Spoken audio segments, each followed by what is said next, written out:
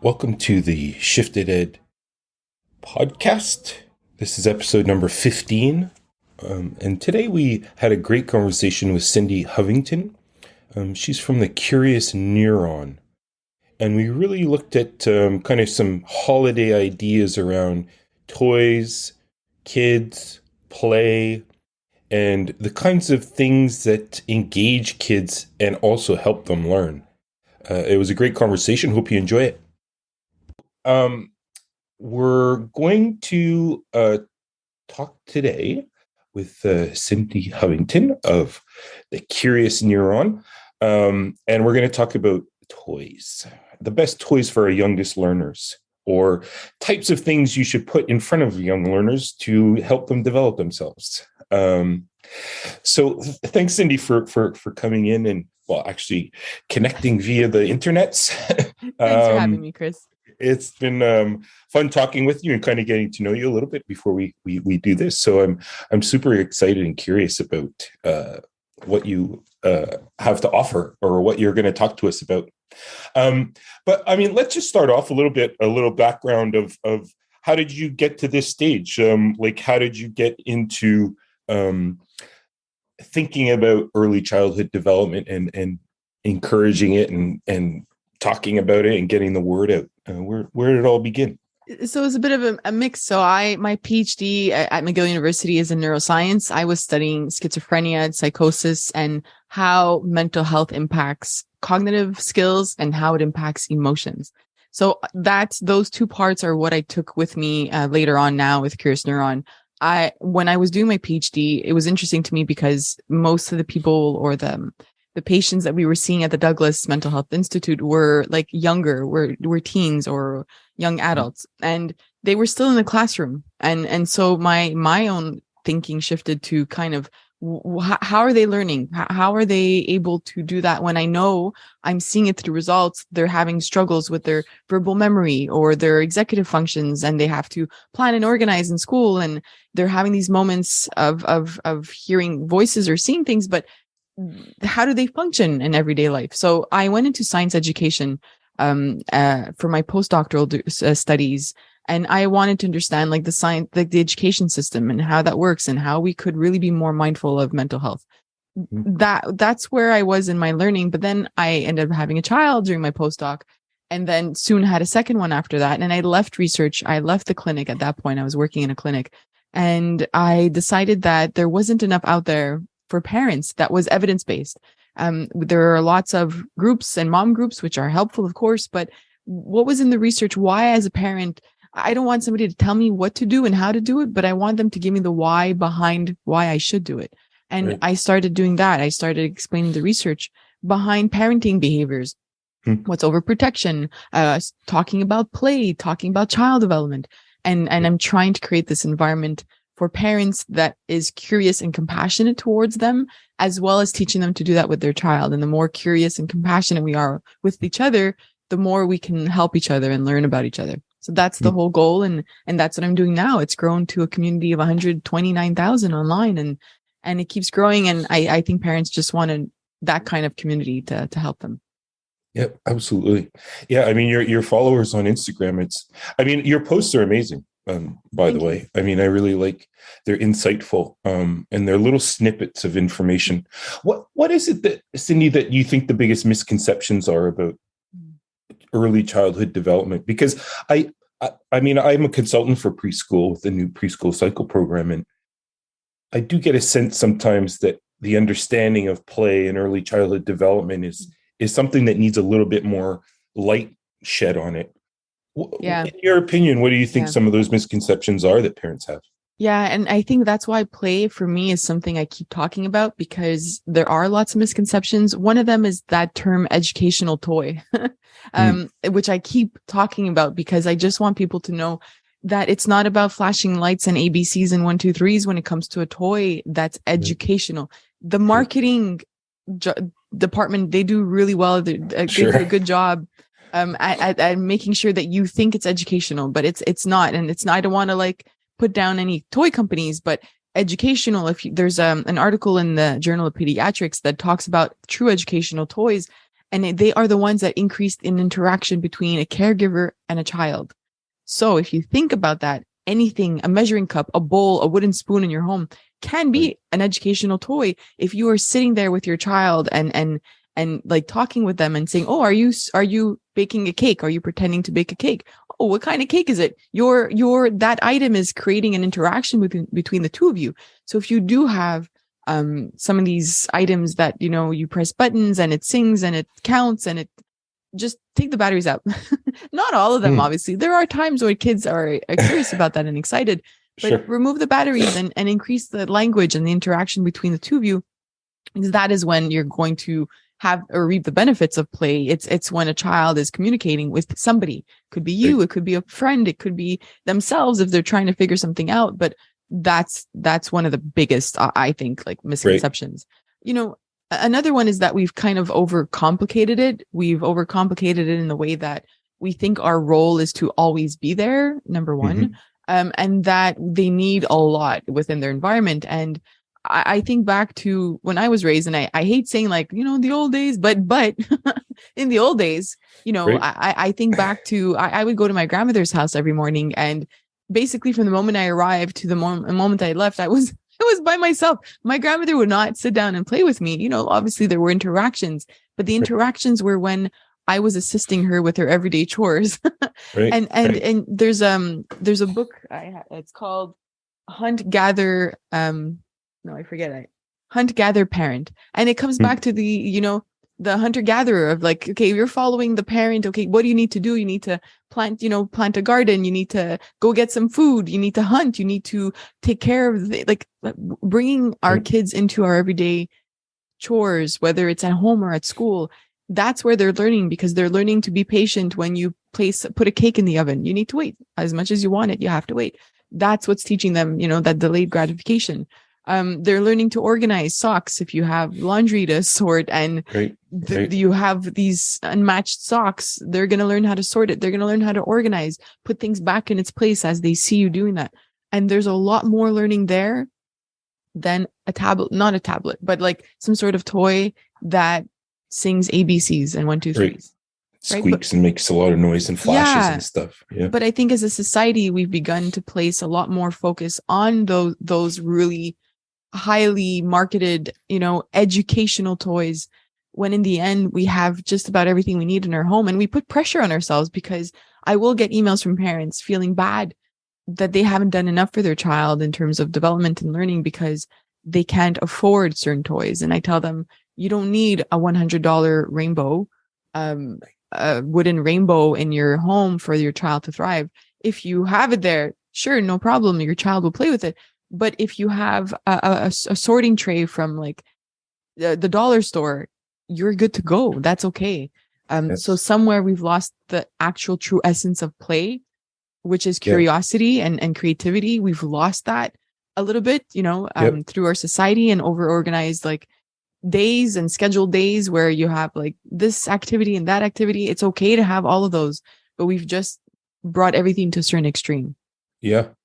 It almost seems like the simplicity is like almost instinctual, like what you normally would do, just do it.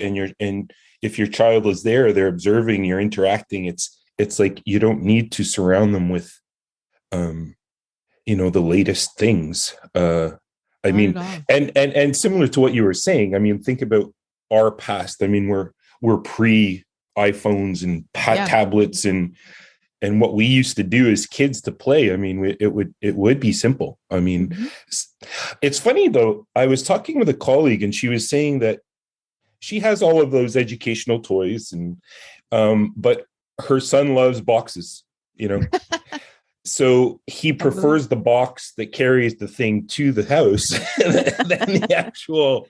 I believe it. So I love that idea. Yeah. It's intriguing. And there's possibilities to it, right? It's not finite where it's locked in this kind of shell of this is what it does. There's like offshoots. You could create anything with it, Exactly. And that comes back to the simplicity of it. And it's funny that you said that, because I have in front of me a box. Right. And I literally went into like my kids' play space upstairs and I looked to see like what they've been playing with. And I grabbed this is from the dollar store. And they've been playing with this for maybe 4 or 5 years nonstop. It was $1. And it's just to say that you're right about the simplicity, because I think there was a study that compared two play environments, one with 4 toys only and one that had 12 toys, different toys. So, like different types. So it's okay if it's like a Legos, but that's considered one toy. And then so 4 versus 12. And the kids that were in the environment with 4 toys played much longer and focused longer on what they were doing.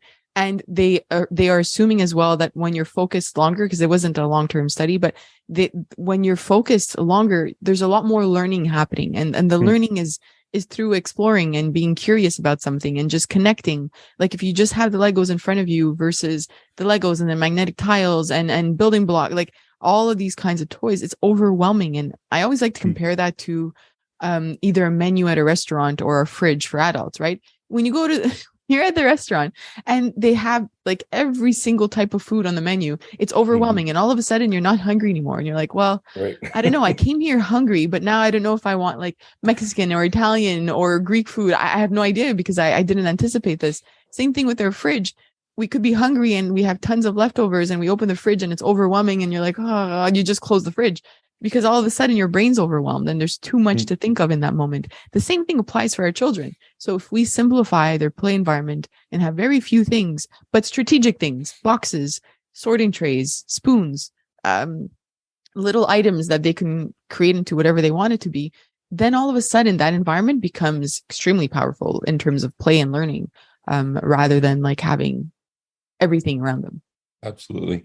Well, I've been doing a lot of research behind choice as well and giving students choice. I mean, I think it applies to the younger students as well, that they do get overwhelmed if you have too much choice, because it takes practice to figure out the right choices for who you are. And it can be, oftentimes teachers tell me if they give too much choice to students, they're overwhelmed and they'll go to the easiest thing because it doesn't demand much of them. So interesting point. So what do you have for us? Like, what do you have as some toys that you love? Yes. So like I said, this wooden box, I have 3 kids and they play pretend all the time. And they're always pretending to do things that we do in everyday life, whether it's going to the bank or the groceries or the library or pretending to play office. So I do have like old keyboards. They each have like a really old rundown keyboard that they love to play with. I have these like trays as well, like from the dollar store, and inside these particular ones are like wooden toys, and it's just like loose parts. This was gifted, so it's they get expensive, these little wooden toys. However, it could be anything from the dollar store. I have containers and containers of loose parts. These are buttons. This was from Walmart, and I just literally sometimes will take out this tray or the box that I showed you, and I put that in their play environment, and they will decide what it is. It's not up to me to decide. They are the masters of play. And so, and I think of even at the dollar store, these are these random jewels, like just these and the kids love it. They love it because they're like, each one is a treasure, by the way, right? Like it really is. And they take care of it. And I mean, again, that was from the dollar store. So just first having these sort of trays, and this again, this is from the dollar store, just anything that has divisions, because all of a sudden you give them a little spoon with any of these loose parts and they are doing something. I don't know. Even my 3-year-old, he gets lost in his world and he's talking to himself and just like sorting it out and saying, oh, okay, let's do this. And I don't know what's going on in his head. And it's interesting also because my older ones are 3 and 5. And I know, 3, 5, and 7. So my older one's 5 and 7. Things are different. I used to sit with them a lot more and play. And now when I sit down, I'm interrupting them. And that reminds you about something when it comes to play. I think we often think even when we think about playing, we want to make sure that our kids are learning. So we'll come and we'll say, oh, how many are there? How many blue ones? How many, can you sort them? Or, what about here? I have dominoes. They use this to play bank. It could be money. It could be, but again, they're all loose parts. And I do ask questions once in a while, but we have to be aware of that as either parents or educators, that we are asking too much, because now we're going back to the other end extreme of like not really helping with the curiosity and the learning, because we're interrupting play. They're in the middle of something. So we're better off just waiting a little bit and narrating if we have to with younger kids. Oh, I see that you put 3 little blue chips inside your container. You can say that. But you don't have to stop them from doing whatever they were doing in the middle of it and asking them to count it. So that's another thing. I think when it comes to play, there are 2 important things. What are you creating? What sort of environment are you creating, for play, but also your own role? Are you talking a lot in their environment, or are you allowing space? And are you letting them guide you rather than telling them, here are some jewels and some little buttons.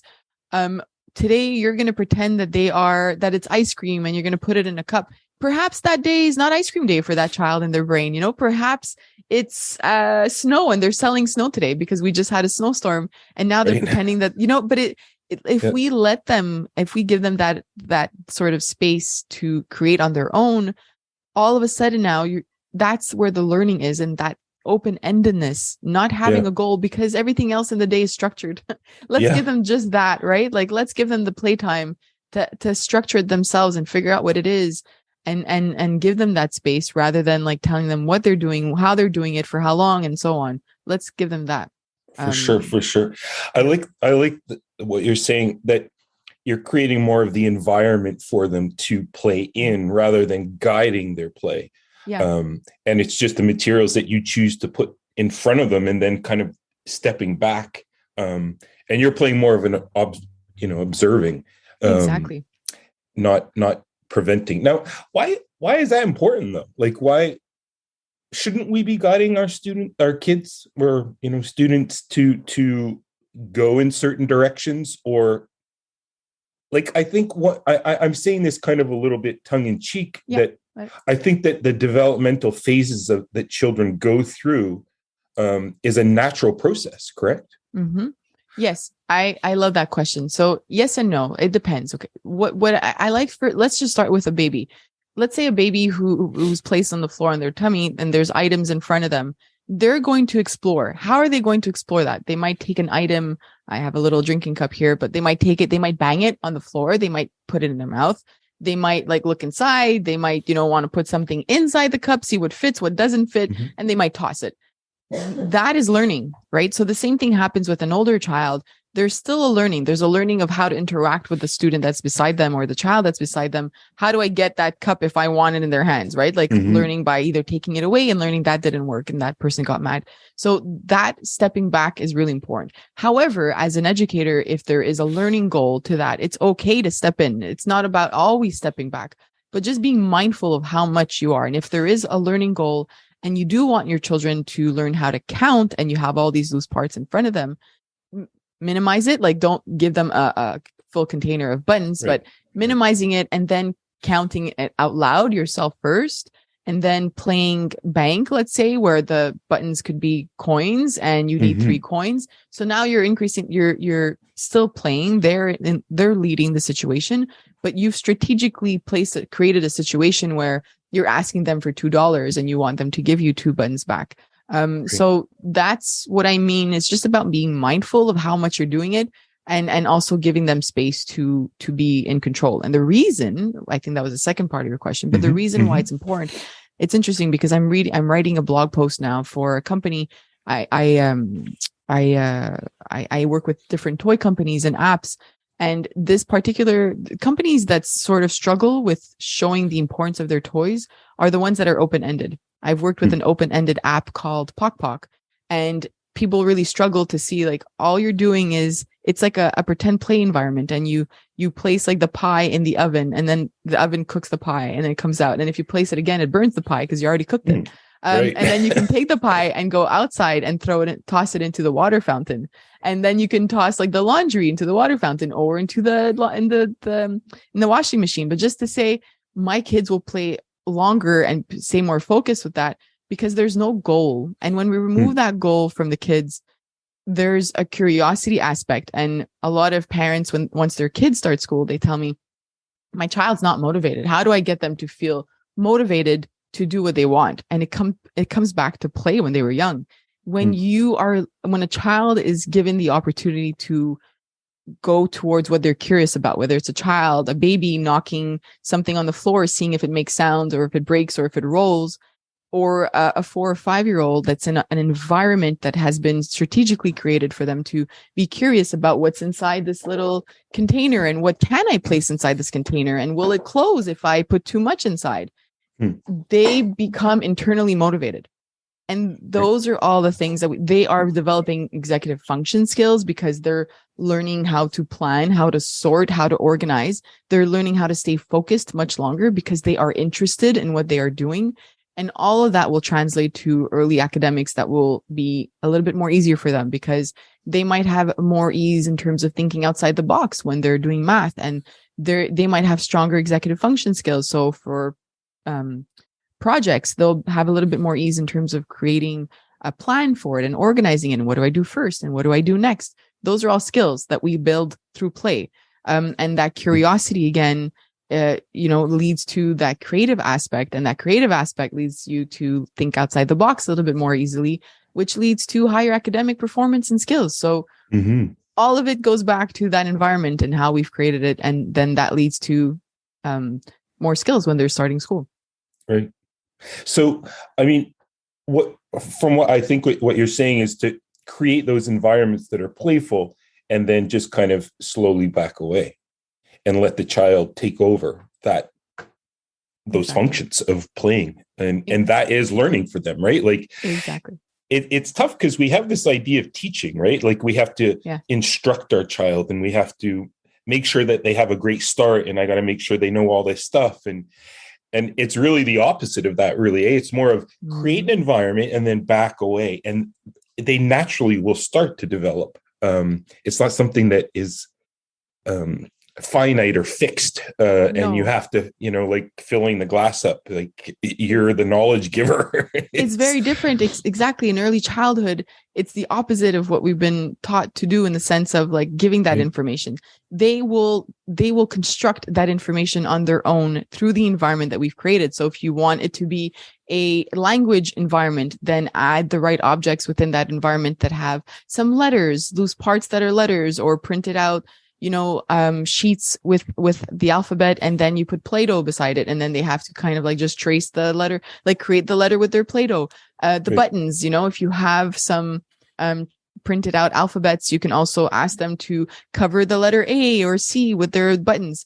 Create that would be the role of the facilitator. In research, they call it the facilitator, just the person who's there to kind of facilitate the learning in the environment, but the learning is done by the child. And then again, like learning sounds, having the items, pictures and saying, oh, that's a banana. What letter do you think that starts with? Just saying it out loud if they don't know, but banana and starting that kind of environment. If it's a math day or math afternoon, then having those loose parts. If it's a day where you want to help them with concentration, I have 1 second. It's funny because my uncle likes to like build stuff in his garage, and I was like, can you build me like this really cool. I mean, it's like an old piece of wood, but just to say, like, my kids absolutely love this, but all three of them, and the 3, 5, and 7-year-old, it doesn't matter, they're going to sit there and focus on putting in the little bolts and putting in the screws, and it's just about having that environment. Again, it could be very simple, that wasn't hard to build, and it was just strategic again of me placing it in an environment, because I'll think of, okay, today, what are we doing? Math. Okay, I'm going to put all the loose parts out. Or today, what are we playing with? Today, I just want them to learn how to focus on something for a long time. Let's take everything out of the environment and put just that, so that they're putting the screws, or I'm going to put that and a little cashier register. And then they're playing hardware store. It changes the environment completely. And as a facilitator, it's my role to create that environment, but then just to kind of guide it and lead them. Step back. It's interesting you say that too, because we're kind of like discussing with the preschool program of creating like kits or framing certain materials and then handing them over to the students and see what happens with them. And similar to what you were just saying with the hardware, where a hardware store, you put various materials in, but you don't really know where it's going to go, right? The kids in the end are going to be directors of that play. And you're just giving them a bunch of materials to play with that maybe have a connection, and they'll find those connections. It's not for the teachers to say, okay, well, you're going to do this first and then you'll do that next. And like, you just got to really create that kind of, get the materials, create an environment, and then kind of let it loose. Yes, exactly. And it's funny now that you're saying that, I'm realizing this is what my kids did. They kind of piled one over the other and made like a sandwich. And that was my 3-year-old that played with it last. So I never tell them, like, they have all the parts. I never told them what to do with them. I just gave it to them. And one interesting part is when you step back, it's the learning comes back to also emotion skills, emotion regulation skills. Right. It is so frustrating to have a little screw and to try to put it in there. There's another one that I have that's just holes, and you have to put in the screw with a screwdriver. Okay. If you've never taught them how to put in the screw and they're trying to do it, they will get really mad, especially a 3 or 4-year-old. It's frustrating. It's like, I don't even know what to do with this, and you haven't told me. But that is the goal, right? The goal is for them to get frustrated and try to figure it out. And if they can't, to learn how to ask for help before they become overly upset. And when they do get upset, when they are trying to get it in there, and I strategically put different sizes so that one might not fit one size. And I remember one of my kids like getting so mad and like, it doesn't fit. It just doesn't fit. And I was like, oh, and then in my head, it's like this, my plan worked, right? Like in the sense of, I wanted you to get to that level, because now as a facilitator, even more importantly than anything else, is me teaching you how to regulate your emotions and how to ask for help. And that's the social emotional part. So now I can say, like, I can see that you're really mad about this. So let's see what worked. And then he'll show me, I tried to put it here. It's not fitting. Have you tried different sizes or different pegs? And then he might say yes and no. And that's where all the learning happens, because now I'm teaching him how to think through it and how to problem solve. And now I can help him with that part of it. So to me, that's the most powerful part of stepping back, is seeing what they need help with and where they're struggling and how to support their emotions and their communication with you. Yeah, that's key too, and we see that in schools, right? The low threshold for persistence in students. It's something that needs to get developed more, because without that, I mean, no problem solving can happen, right? Because it's just like, I can't do this, and then it's kind of a carte blanche to say, okay, I'm no good at this, as opposed to pushing themselves and figuring it out and struggling a little bit. That resilience is a real key thing in schools, that we notice that when kids don't have a high capacity to carry on after being challenged, really affects their whole schooling aspect. Of course. Yeah. And it's tough for teachers, I think, too, because we want kids to succeed, right? We want to see success. So at times I think that we try to overcompensate for their lack of resilience, so that they can feel like they succeeded.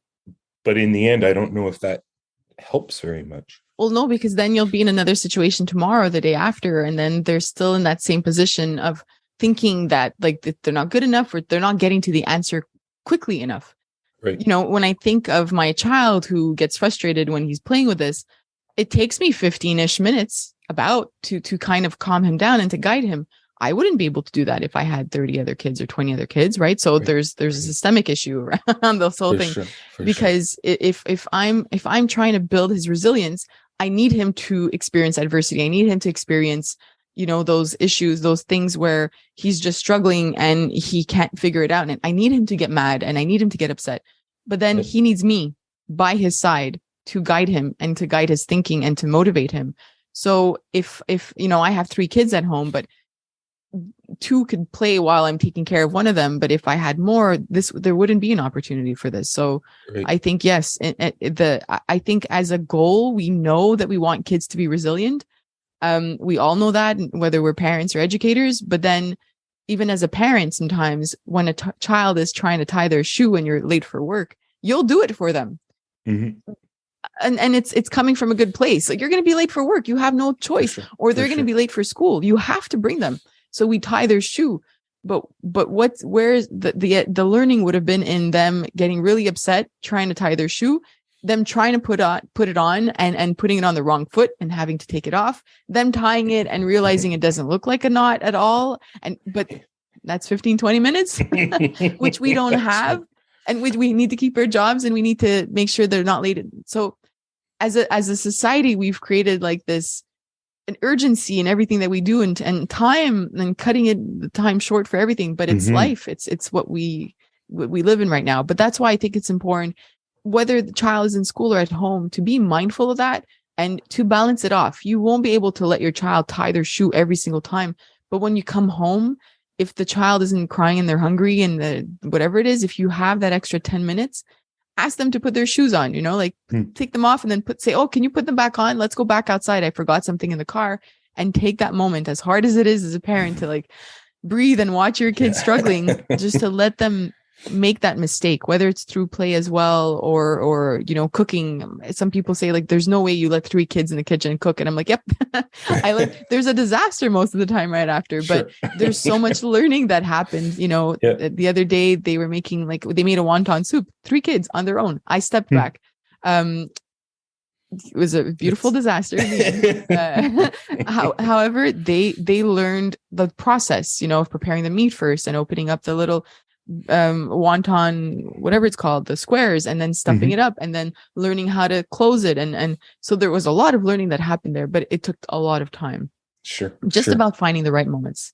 Absolutely. Well, and you're right. I mean, time is always precious nowadays. And the juggling act that we all have to go through daily is something else. I think that we do a wonderful job overall. And I mean, I really appreciate your insights and just small little things that we can do to encourage more play with students and our kids. And I think you gave us some really cool ideas on some types of toys or more play environments. It's more of like you're creating a play environment rather than the stuff. But it can be very simple. And it should be fairly simple. It should. I pulled one of your things from Instagram. Keep it simple. Keep play simple. It can be that easy. But that's exactly it. It's about, again, putting that play keyboard. Like if sometimes I'll change environment and there's an old keyboard. There's a container, there's an old shoebox, and I put Post-it pads that I got from the dollar store. Right. There might be a whiteboard with a marker, and now they're creating a menu, and it's about like the right things. It's about notepads and they love different kinds of papers, or taking construction paper. Sometimes I cut it in small squares and I put that inside a box with one marker, and that becomes it's just, but the simplicity part, right? Yeah. Rather than putting all the markers. And then they wake up in the morning, and I try to create different environments.